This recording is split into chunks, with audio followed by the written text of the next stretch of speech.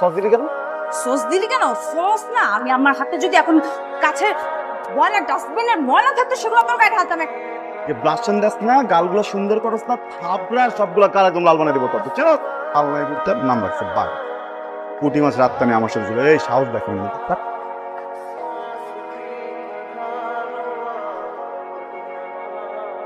আমরা আমরা যে একটা ডেঞ্জার জোনে আছি সেটা কি আপনি জানেন?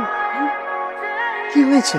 ওই দোতালরির ফাজিলটা আছে না তন্ময়, নেশা পানি করে সব ধরনের ড্রাগস নাই। আমি তো শুনছি এখন কোকেনও নাই।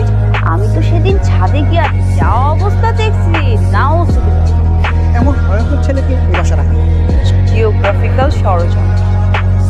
আপনার ছোট ভাই তন্ময়, হ্যাঁ, ও কই যায়, কি করে, কি খায়, সব খোঁজ খবর রাখেন? আপনার ছোট ভাই নেশা করে, কোকেন খায়। তোর সমস্যাটা কোথায়? মাথায়। আসলেই তোর মাথায় সমস্যা, না হলে কেউ এরকম কাজ করে? ওই মেজাজটা খুব খারাপ আছে, ছুটে নিতে যা।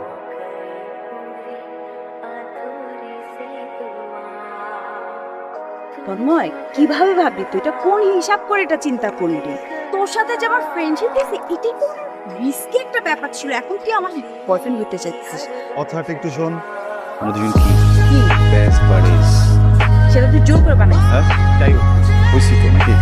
তোর সাথে যে কোনো মেয়ের রিলেশনশিপে যাবে না, এটা হবে আত্মঘাতী সিদ্ধান্ত, যেটা আমি নিতে পারবো না। মেরে ফেল আমাকে তাহলে। মেরে ফেলতে ইচ্ছা করছে। হাত থেকে লাভ দিই, আমি মরে গেলে এক সেকেন্ডও থাকতে পারবে না। আল্লাহ, কোথায় আছে ইয়াজাবকে নিয়ে আমি কোথায় যাব? বাট যেখানে যাস আমাকে নিয়ে যাস।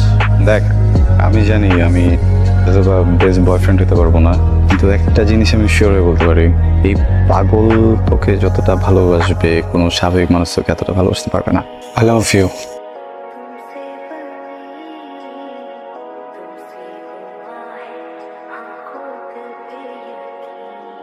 আমার 3টা শর্ত আছে।